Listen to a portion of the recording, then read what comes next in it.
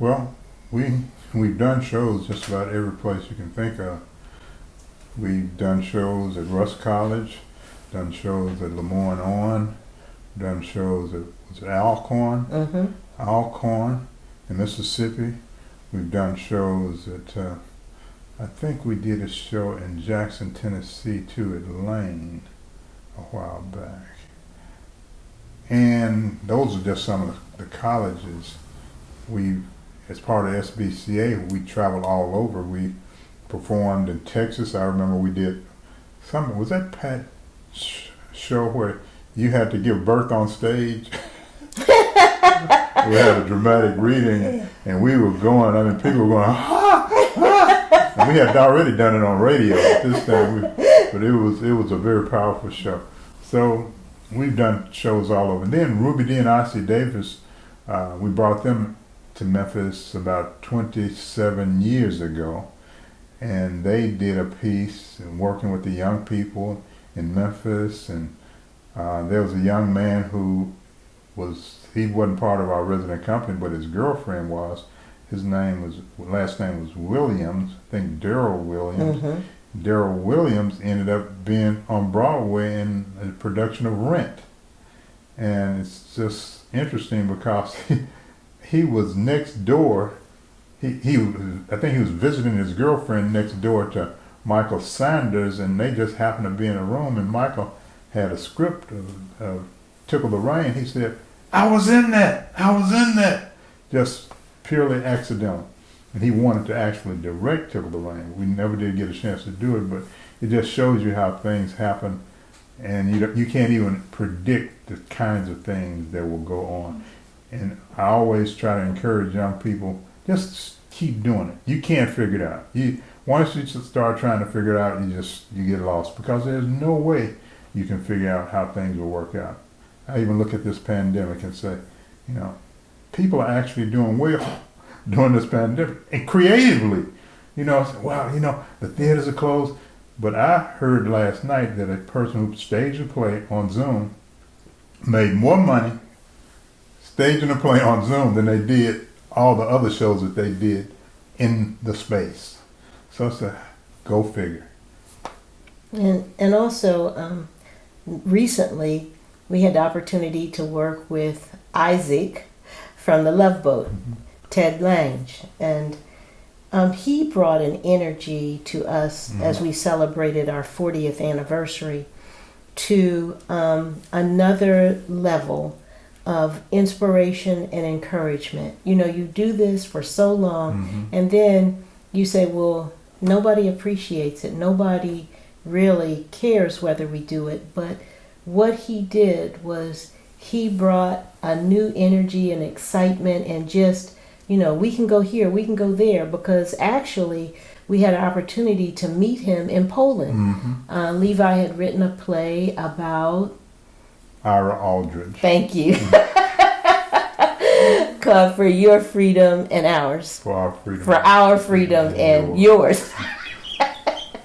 We'll get it. And we all ended up in Poland because of a woman by the name of Barbara Williams. And she had invited us, and also Levi does study abroad, and his class was going to Poland. So it all worked out, but as a result, Ted had also done a play on Ira Aldridge, and we just started talking. And it's like Levi said, you don't know where inspiration comes from. You don't know. So you just have to be willing to be exposed to some things, or willing to be uncomfortable. Mm-hmm. Some of the collaborations that we have had have been those collaborations that are not art to art, but art to community center, artists to hospitals, artists to medical facilities, and because we had done a whole program called My Girl, which dealt with teen pregnancy, and we worked with Methodist Hospital because of the rise of teen pregnancy and also STDs. So we got an opportunity to go throughout the community and present this and ask questions and have talkbacks with young people about this issue. We also did another one called If You Can't Stand the Heat, Get Out the Kitchen, which dealt with elders and them dealing with high blood pressure, obesity, diabetes. So our collaborations are not those regular or normal collaborations. And many times when we go in for grants, until recently, people would say, well, you are a social service organization. And we say, no, we're an arts organization with a thrust or a concern for social issues and concerns in our community. And we want to address those in a way that people can accept and talk about those. Another play that we did, we called Women Who Have Seen the Rough Side of the Mountain, that deals with homeless women and marginalized women and the stories that they have to tell and talk about being homeless, about what it means to be homeless, through poetry, through essays, through writings, through song. And they had an opportunity not only to write it, but also to be in it. In everything that we do, we have a talkback situation where not only do we have the people who are presently involved and actually affected by this, but we also bring in service providers to say, if you find yourself in this situation, here are some providers right here in Memphis, Tennessee, that can assist you in whatever it is that you need. I think that as artists, we're supposed to bring up the problem. I think you used to always say that there was an artistic director that would say, art is a hammer or something. Yeah, that was Bertolt Brecht, a German theater artist. He said, art is not a mirror to reflect life. Art is a hammer to mold and shape life. And that has been the adage that we've worked with since we've been in existence, because we feel like we can mold and shape life in the works that we do by presenting these things on stage, give people an opportunity to look at themselves and change based on things that they see, those positive things that they see that they can do, and negative things that they see that they may be doing that they need to change. Those collaborations have really helped us in the past. They still help us. We've also done things, collaborations, have had partnerships and done other shows. Rising Fawn and the Fire Mystery is probably one of the greatest things that we ever did.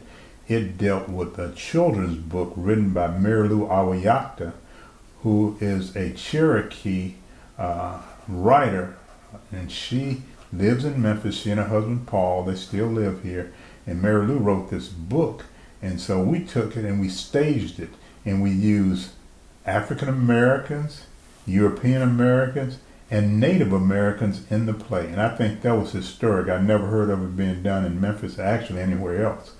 And we went up to Ripley, Tennessee, which has the largest Native American community, and sat down with Native Americans and told them what we were doing and told them we'd like to get them involved in it. They came to Memphis because many of them had relatives at Chucalissa. That's how we learned about them, because Wood Bell said, I got relatives in Ripley.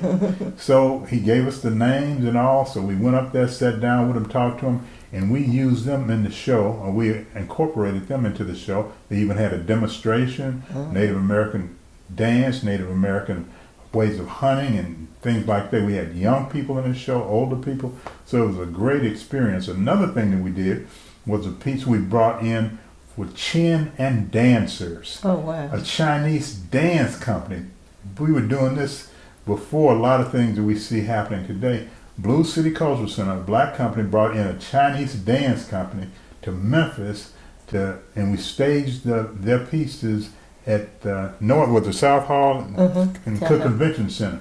And so we were basically ahead of our time. Not saying it to pat ourselves on the back, it's just that we saw a need, we were creative, we implemented it, and we ran with it.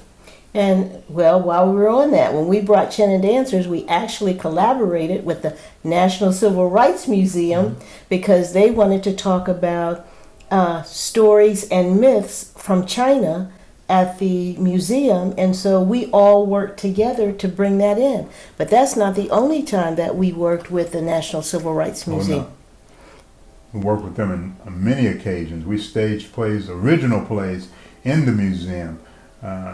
Actors came to life in certain places, in the restaurant, and they talked about things that happened, came to life on the marches, came to life in other places within the museum. On the bus, Yeah. and the students followed us around, followed the actors around. And we did the same thing at the Mud Island River Museum. We actually won a national award for the show we did at the Mud Island River Museum called Lies, Legends, and Tales of the Mississippi River Valley. So we've been doing quite a bit and constantly working in the community, constantly in education. We don't really believe in art for art's sake. We think art has a purpose. It has a meaning. It can change lives, and that's what we've been committed to do. And I I can remember when we went to Mud Island that we would the students were they were just we realized, because we're both also educators, that people don't read. And so you have these plaques, and people are supposed to read the plaques. As they move through the museum, Yeah. and nobody Did that. So we told the students they had the regular people who guide the tours. The docents. The docents take the students, and they were just walking through, and we had a frozen person in the very first exhibit. Yeah, he was standing up there with the mannequin, so the Right. students know he was the mannequin. Moses Peace, as a matter of fact. They were on the bluff, putting sandbags on the bluff to stop the flood. So Moses was frozen right there with the mannequin, and so They said, he said, okay. He said, what do you give? And then The kids they went berserk. However, from that point on, we had their attention. yeah, and he took them around. That's He right. said, "Okay, follow me. Come on around here." Then the docent said, because she was part of it, he says, "What? You're no dummy." He said, "You're no Harvard graduate yourself." And then he took the students around. But we would have fun because we know that education can be fun. It can be exciting. And so how do you do that with those particular exhibits that they have? And so, as Levi had said before, we did that same kind of notion or idea. We use that same idea to take students around the National Civil Rights Museum. And again, we didn't try to do every exhibit, but what we did was, because people don't read and they just kind of walk through and look, but we wanted to engage young people in the idea of freedom and who and what people did and who did it and why they did what they did.